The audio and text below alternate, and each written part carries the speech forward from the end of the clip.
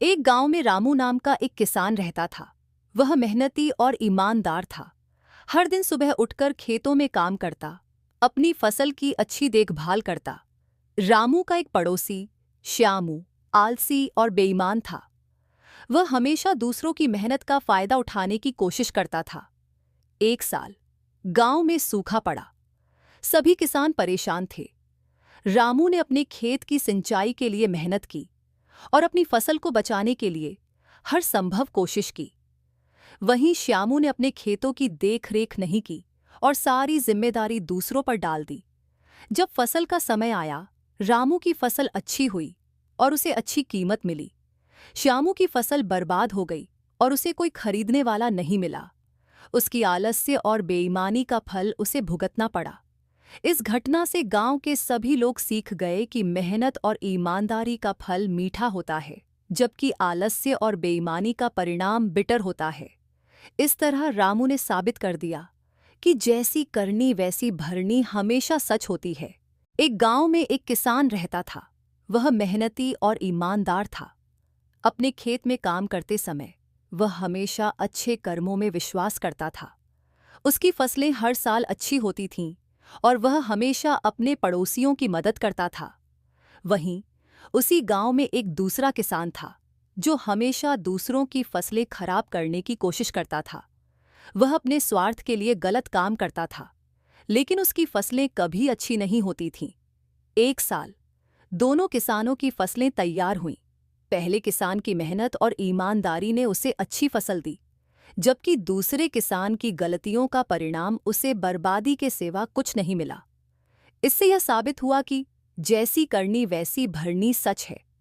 पहले किसान ने अपनी मेहनत और नेकनीयती से समृद्धि पाई, जबकि दूसरे किसान को अपने बुरे कर्मों का फल भोगना पड़ा।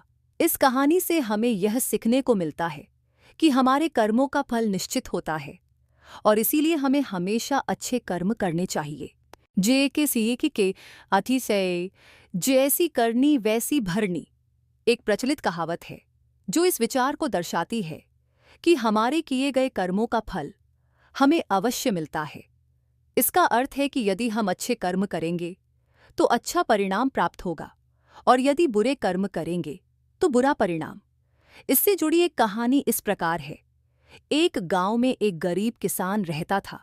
वह हमेशा मेहनत करता था और दूसरों की मदद करता था। एक दिन जब वह खेत में काम कर रहा था, उसने एक घायल पक्षी को देखा। उसने उस पक्षी की मदद की और उसे ठीक किया। कुछ समय बाद उस किसान की फसल बहुत अच्छी हुई और उसने अपनी मेहनत का फल पाया। वहीं गांव का एक धनी व्यापारी था जो हमेशा दूसरों को ठगने की कोशिश करता था। वह अपनी संपत्ति बढ़ाने के लिए गलत तरीके अपनाता था। एक दिन उसकी चालाकी से एक बड़ा सौदा तो हुआ, लेकिन अंत में वह खुद एक बड़े नुकसान में चला गया। इस कहानी से यह सीख मिलती है कि अच्छे कर्म हमेशा फल देते हैं, जबकि बुरे कर्म अंत में नुकसान ही पहुंचाते हैं। इस प्रकार जैसी करनी वैसी भरनी का संदेश हमें अपने कर्मों के प्रति जागरूक रहने की प्रेरणा देता है। जैसी करनी वैसी भरनी। एक छोटे से गांव में रामू और श्यामू नाम के दो दोस्त रहते थे।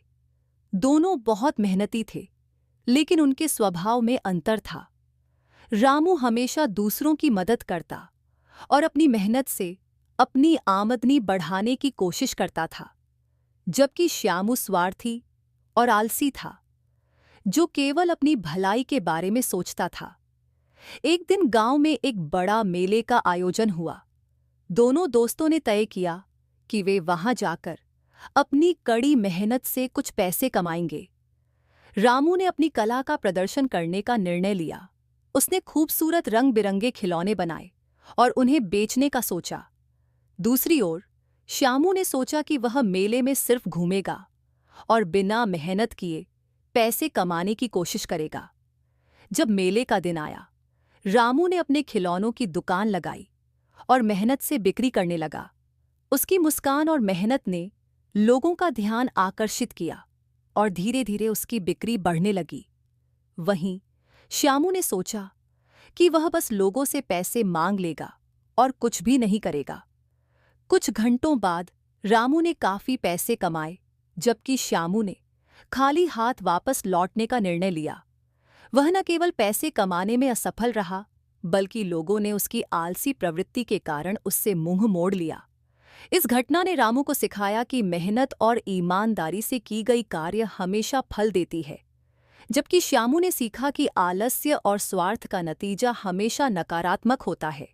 सीख इस कहानी से यह स्पष्ट होता है कि जैसी करनी वैसी भरनी का मतलब है कि हम जैसे कर्म करते हैं उसी के अनुसार हमें फल मिलता है। मेहनत और परिश्रम से हम अपने जीवन में सफलता प्राप्त कर सकते हैं, जबकि आलस्य और स्वार्थ हमें असफलता की ओर ले जाते हैं। इसलिए हमेशा अच्छे कर्म करें, क्योंकि जीवन में हर एक क्रिया का फल अवश्य मिलता है।